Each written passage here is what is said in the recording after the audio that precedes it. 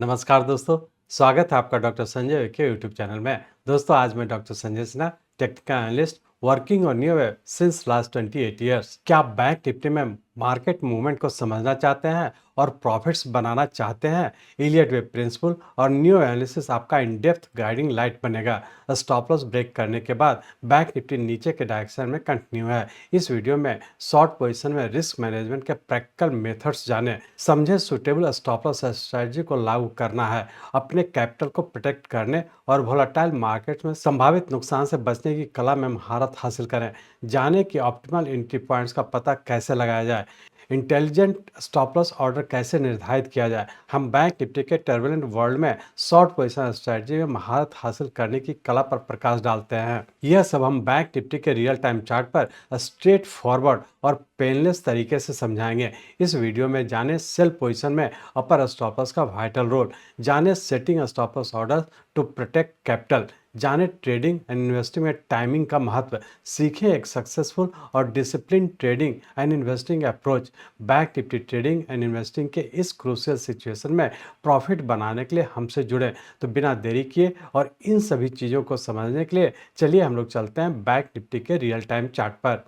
ये bank Nifty का हम लोग का डेली चार्ट है और इस डेली चार्ट में हम लोग देख रहे थे कि हम लोग का 28 दिसंबर 2023 को हम लोग का एक इम्पल्स वेव कंप्लीट किया था और यहाँ पे इम्पल्स वेव कंप्लीट करने का नीचे के करेक्शन के तहत नीचे का डब्ल्यू एक्स वाई और पुनः एक्स वेव बना करके यहाँ पे जेड वेव के फॉर्म में यहाँ पे कंप्लीट किया। तो हम लोग ये कह सकते हैं कि 28 दिसंबर 2023 से ट्रिपल कॉम्प्लेक्स करेक्शन के फॉर्म में इस पॉइंट पे करेक्शन कंप्लीट किया, जो कि हम लोग का 12 फरवरी 2024 को कंप्लीट करके और पुनः फिर से हम ऊपर की ओर कंटिन्यू कर चुके हैं। यहाँ पे हम लोग देख पा रहे थे कि यहाँ पे 28 दिसंबर 2023 से लेकर के 12 फरवरी 2024 तक जो फॉल हुआ, ये हम लोग का वेरी शॉर्ट टर्म और शॉर्ट टर्म दोनों टाइम फ्रेम का करेक्शन पूरा करके और पुनः फिर से हम लोग ऊपर की ओर कंटिन्यू किए हैं। अब यहाँ पे हम लोग देख पा रहे हैं कि जब हम लोग का 12 फरवरी 2024 से ऊपर कंटिन्यू किया, तो जिसके तहत हम लोग का ये 1, 2 और 3, यहाँ पे हम लोग 3 वेव में ऊपर कंप्लीट करके और पुनः हम लोग नीचे करेक्शन में इंटर किए हैं। तो अब हम लोग ये देखने की कोशिश करेंगे कि 12 फरवरी 2024 से जो ऊपर की ओर कंटिन्यू किया, इसका सबऑर्डिनेट वेव किस पैटर्न में है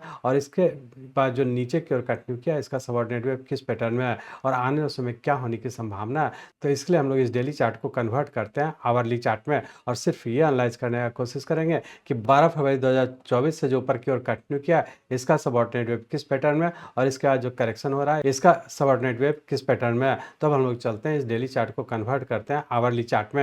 यहाँ पर हम लोग बैंक निफ्टी के आवरली चार्ट में आ चुके हैं। इस आवरली चार्ट में हम लोग देख रहे हैं कि यहाँ पे हम लोग का एक लास्ट करेक्टिव वेव ऊपर का एक्स वेव बनाने का जेड वेव हम लोग का इस पॉइंट पे कंप्लीट किया था और यहाँ के बाद हम लोग ने फिर से एक पैटर्न कंफर्म किया था, जो कि यहाँ से ऊपर की ओर कंटिन्यू किया था, जिसके तहत हम लोग यहाँ पे देख रहे हैं कि 12 फरवरी 2024 से ऊपर की ओर कंटिन्यू किया, जिसके तहत हमारा ये 1, 2 और ये 3, या फिर हम लोग इसे इस तरीके से भी कर सकते हैं कि हमारा ए, बी और सी वेव इस पॉइंट पे कंप्लीट करके और पुनः यहाँ से हम लोग करेक्शन में इंटर कर चुके हैं। और जैसा कि यहाँ पे हम लोग देखे थे कि जब हम लोग यहाँ से ऊपर की ओर कंटिन्यू किया था, तो हम लोग यहाँ पर डिस्कस किए थे वेरी शॉर्ट टर्म में ऊपर कंटिन्यू रहने की संभावना और उसके बाद हम लोग स्टॉप लॉस को फॉलो करते आगे की ओर कंटिन्यू रखे।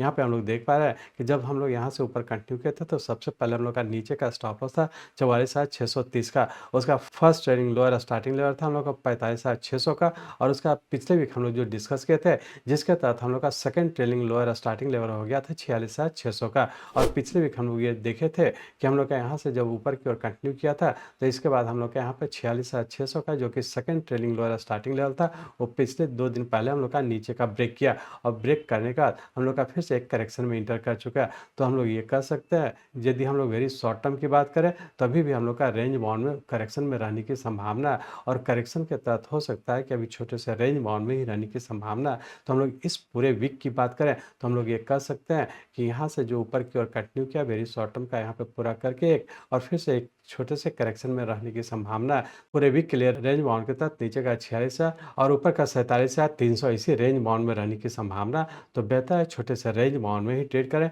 और स्टॉप लॉस को फॉलो करते हुए छोटा छोटा ही ट्रेड करने का कोशिश करेंगे।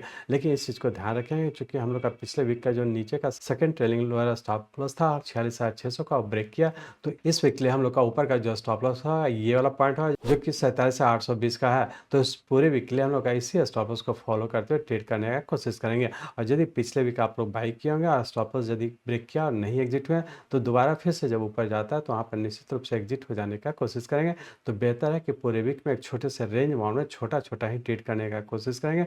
बहुत एग्रेसिव होकर के ना ही लॉन्ग पोजीशन बनाए और ना ही शॉर्ट पोजीशन बनाने का कोशिश करेंगे। अब हम लोग ये देखेंगे कि मंडे और ट्यूसडे को क्या होने की संभावना है। तो इसलिए हम लोग इस आवरली चार्ट को कन्वर्ट करते हैं 15 मिनट के चार्ट में। हम लोग यहाँ पे 15 मिनट्स के चार्ट में आ चुके हैं। 15 मिनट के चार्ट में हम लोग देख रहे हैं कि यहाँ से हम लोग का एक 3 वेव कंप्लीट करके नीचे जब करेक्शन में इंटर किया था तो यहाँ पे हम लोग का नीचे का ए बी और यहाँ पे हम लोग सी वेव के फॉर्म में नीचे कंटिन्यू किए थे। और सी वेव के तहत भी हम लोग का नीचे का 1 2 3 4 और 5 वेव यहाँ पे पूरा करके और अभी भी नीचे रहने की संभावना है। तो हम लोग ये कह सकते हैं कि मंडे ट्यूसडे के लिए रेंज बाउंड के तहत हो सकता है कि नीचे का 46,200 और ऊपर का 46,900 इसी रेंज बाउंड में रहने की संभावना है।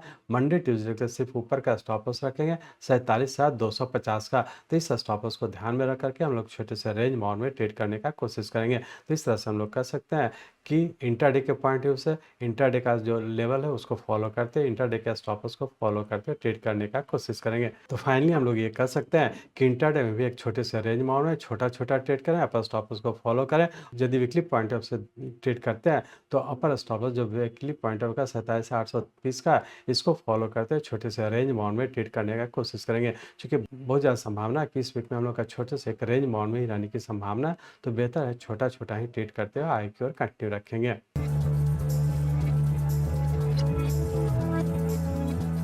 मैं चाहता हूं मेरे जीवन का लक्ष्य है इस मार्केट में कोई भी लूजर ना हो। इसको आप सीखें, लोगों को सिखाएं, लोगों को मदद करिए। हमारे साथ जुड़े रहने के लिए, आज के वीडियो को ध्यानपूर्वक अटेंड करने के लिए, इसे दूसरों तक पहुंचाने के लिए आप सबका बहुत बहुत धन्यवाद। जय हिंद।